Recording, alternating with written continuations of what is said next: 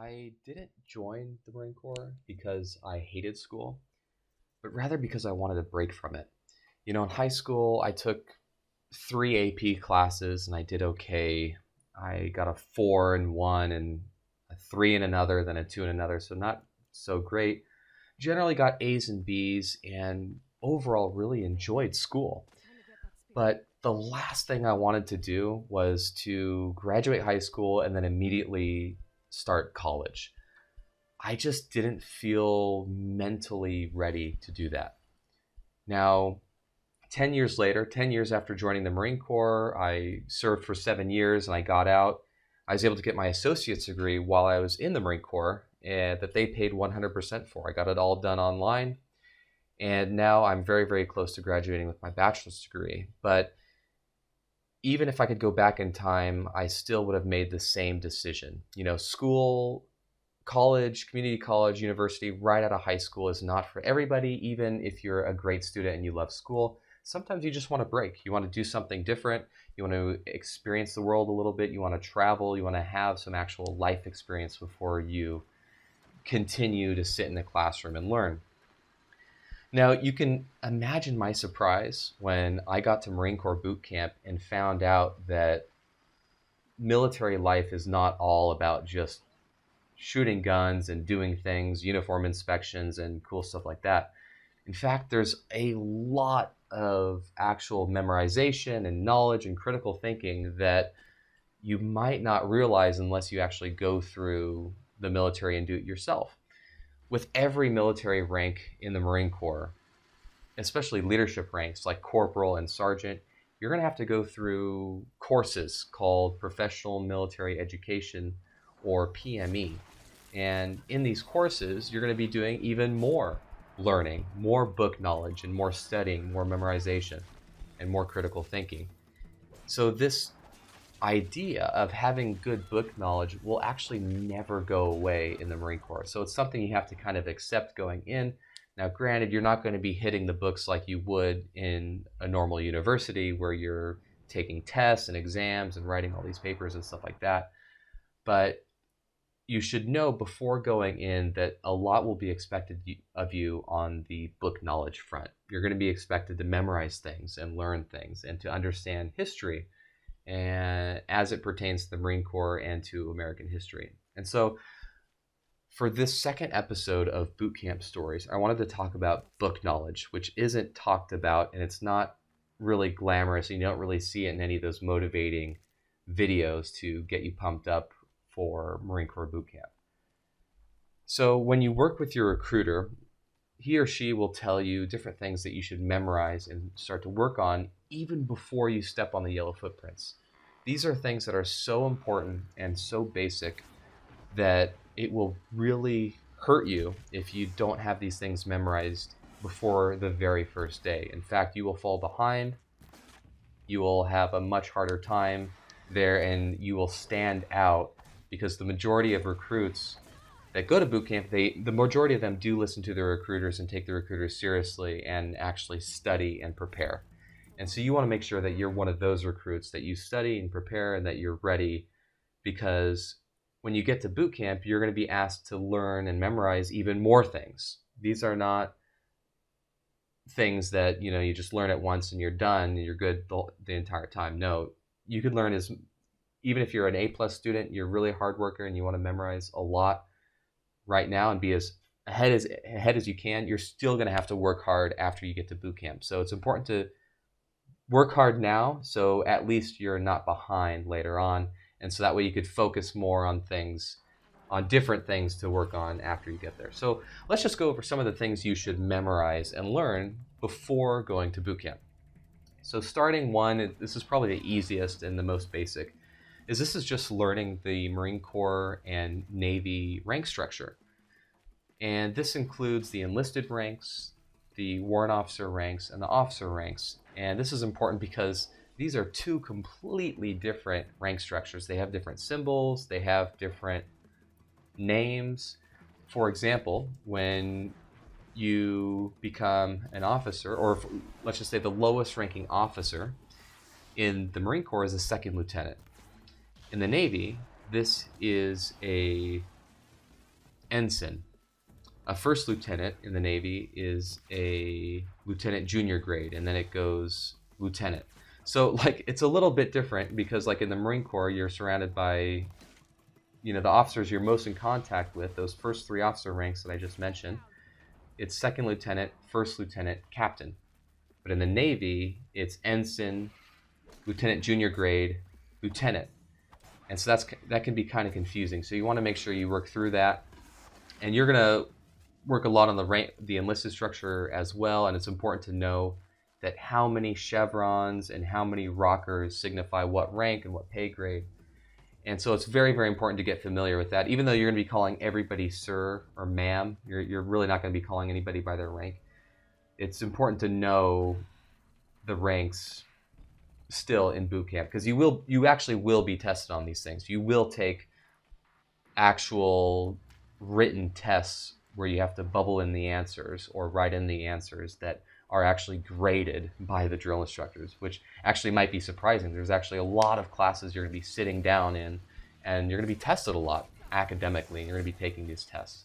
You're going to be reviewing with your fellow recruits as well beforehand, so you're not completely on your own. The next thing you want to memorize are the leadership traits and leadership principles. Now, leadership principles are kind of like these phrases that can help guide you throughout your Marine Corps career. Like you want to train your Marines as a team, for example. That's something that when a decision comes up for you to do, you can look at these leadership principles to kind of help guide you and make decisions. The leadership traits are best memorized in an acronym called JJ Did Tie Buckle. This acronym stands for justice, judgment, decisiveness, independence, dependability, tact, integrity, endurance, bearing, unselfishness, courage, knowledge, loyalty, and enthusiasm. I can't believe I still got it 10 years later. But these leadership traits and leadership principles are things that can help guide you as a leader. And remember, every Marine's a leader. So every Marine at some point, even on a daily basis, will have to consciously or subconsciously refer back to these kind of things to help guide them. And as they develop their own leadership style. Other things you're going to want to memorize are just kind of like basic history. Now, they're going to be teaching you this a lot as well, and maybe this is not so important before you get to boot camp, but they're going to teach you things like you'll take a test where it's like, okay, list the main battles of World War II. And these are, they're referring to the Marine Corps battles in the Pacific. The Marines fought in the Pacific, the Army fought in Europe. And so the main Marine Corps battles in World War II, you can memorize it with Gitmo, which you might know is kind of a nickname for Guantanamo Bay, Cuba, but you can use Gitmo, Gitmo, to memorize the main World War II battles: Guadalcanal, Iwo Jima, Tarawa, Midway, and Okinawa. You're going to learn other random things like SMEAC, situation, mission, execution, admin, logistics, control. These, and OODA loop, or observe, orient, decide, act, and then loop, do it all over again. These are just kind of really small little ditties, they call them, or little acronyms and phrases to kind of help you memorize these things. You're also going to learn some very basic Marine Corps history. You're going to learn about Marine Corps heroes, or very historically important Marine Corps figures. Remember, the Marine Corps is an organization. Just like when you join a team or a company, when you join this company or team, or even a university, for example, every organization has its own history, and it has its own important figures. It figures its founders, its motto, its creed, its similar leadership principles or things that it focuses on. And the Marine Corps is no different. So you're going to learn about Marine Corps heroes like Chesty Puller, who earned 5 Navy Crosses. You're going to learn about Opha May Johnson, who was the first female Marine in the early 1900s. And you're also going to learn about other Marines like John Basilone or other Medal of Honor recipients who did very heroic things in battle. And you'll be expected to know their names and maybe even some other basic follow-on information like what awards they earned or what they did, what battle, or what have you. So you'll be learning that, but that's not so important. You can wait until boot camp to focus on those kind of things. But it's important to get kind of these long things to memorize, like the leadership traits. JJ did tie buckle. You will be expected to know each and every individual trait. You'll have to write it out. And same thing with the leadership principles. Another thing you'll want to know is the Marine Corps hymn. Now, this seems kind of obvious, but you may be surprised to know that the Marine Corps not only has a hymn, from the halls of Montezuma to the shores of Tripoli. You'll have to know not just the first verse, but actually in boot camp, you're going to be expected to know all the verses. Best of my memory, there's only 3 verses, but actually it's kind of a lot to memorize. And so you'll do yourself a big favor by at least becoming familiar with the Marine Corps hymn and at least memorizing the very first verse, which you'll sing, or you'll kind of come across, every year at the Marine Corps birthday ball. But the Marine Corps hymn, it's not like Marines every single day wake up singing it. It's not like you're tested on it very regularly or anything, but it is important to become generally familiar with the battles that are referenced and what each line kind of refers to, what war. And at least before boot camp, just make sure you know the first hymn. And finally, the most important thing I would say that you want to memorize, other than the basic stuff that I kind of just mentioned, are your 11 general orders. Now, these general orders, I say, are the most important thing to memorize because not only will you be tested on them in boot camp, but you will actually legitimately need these as you go throughout your Marine Corps career. Now, general orders, these 11 general orders are, in other words, general orders for a sentry. And what's a sentry? That's with an S, S-E-N-T-R-Y. That is somebody that is standing duty and keeping watch. You will do this throughout your Marine Corps career, and you will do it in boot camp as well. In fact, pretty much the first day you get there, from the first week, there will be at least two recruits in every platoon that are assigned to every single night.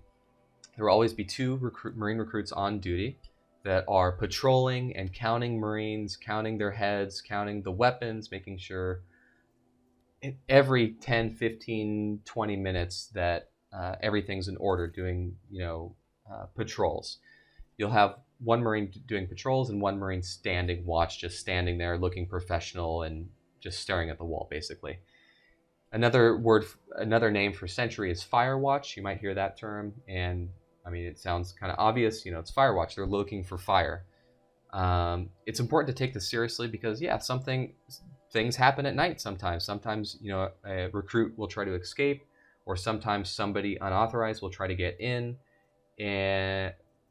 or whether it's to do any harm or, what have you. The Marines on duty, or the recruits on duty, are responsible for keeping watch and keeping everyone else safe when they sleep. Now, this might not seem like such a big deal when you're in boot camp, when you're in sunny San Diego, and you really don't have to worry about anything too serious from happening. But actually, the same principles will follow you if you deploy in a combat zone.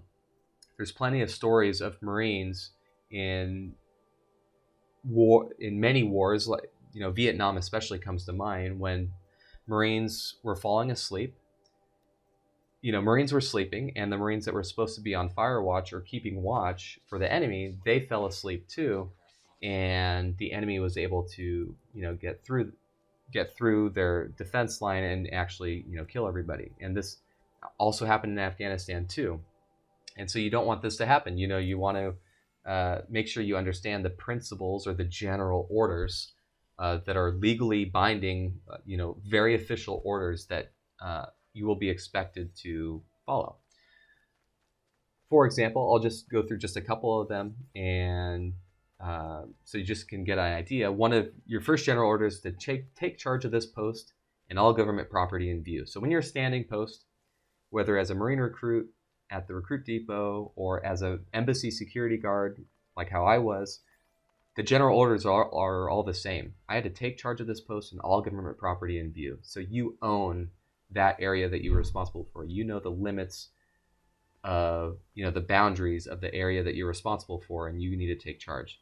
General order number 2 is to walk my post in a military manner, keeping always on the alert and observing everything that takes place within sight or hearing. That's kind of a long one, but you're actually going to be expected to know that verbatim in Marine Corps boot camp. You will be expected to have that memorized, and you will be tested on that. And there's 11 total. I'll just do a random one. General Order number 5 is to quit your post only when properly relieved. Number 8, give the alarm in case of fire or disorder. So these are very, very important things that not only do you have to know them for boot camp because you'll be tested on it, but it's very important when you're standing post. No matter where you are in the Marine Corps, no matter what your rank is, it's very important to follow this. You would never be instructed to stand post, and then you would never think it's okay just to leave and go home when your shift is done because the timer clocked out. No, General Order number 5, you only quit your post when properly relieved. So you're going to wait until that next Marine comes on duty and properly relieves you and does a proper changeover. When you brief them and when you sign out and they sign in, you make sure everything's good. So it's important to have these memorized, and it takes a long time to memorize it because it's a lot of words. Every single general of the 11 general orders is kind of like a lot of words to memorize. But just know that you're not doing it just because. It's not random.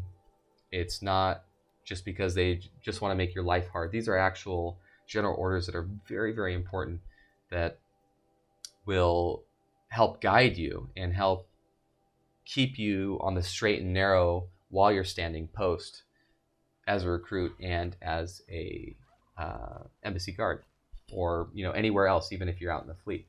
I'll end with one story about that, and it was when I was at the School of Music.